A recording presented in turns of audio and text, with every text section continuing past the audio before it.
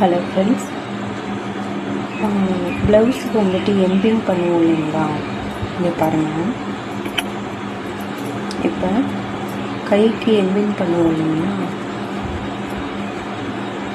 எம்பிங் பண்ணும்போது என்னென்னு பார்த்தீங்கன்னா, சென்டரில் வந்துட்டு ஒரு லாங் தையல் கொஞ்சம் கேப் விட்டு விட்டு மிக்ஸ் வர மாதிரி நெருக்கமாக அடிக்கக்கூடாது, கொஞ்சம் கேப்பில் அடிச்சிடணும். ஒரு தையல் விட்டுறணும். தையல் விட்டுட்டு அதே மாதிரியே 2 பக்கமும் அடிச்சிடணும்.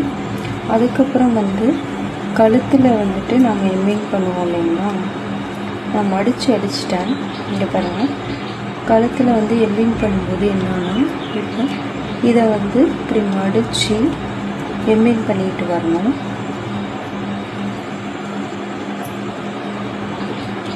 எம்பிங் பண்ணணும். ஃபஸ்ட்டு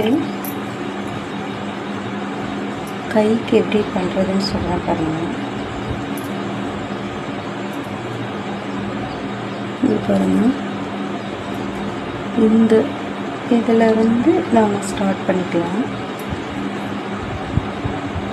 இதுக்கு பார்த்திங்கன்னா எம்பிங் ஊசி எடுத்துக்கணும்.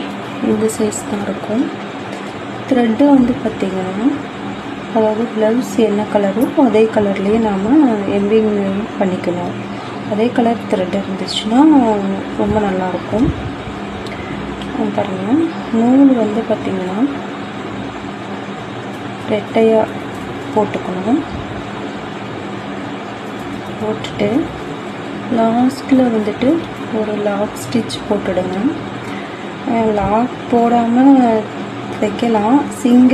சிங்கிள் நூலில் லாக் போட்டுட்டு ஒரு நூல் கொஞ்சம் இவ்வளோ கேப்பில் வச்சு தைப்பாங்க. பட் அது என்ன ஆகும் அப்படின்னு பார்த்திங்கன்னா, ஊசியிலேருந்து கலண்டுட்டு வந்துடும்.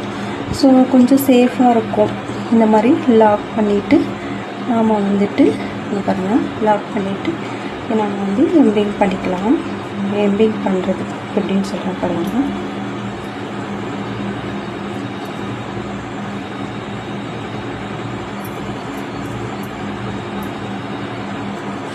இப்போ கைக்கு பண்ணணும்.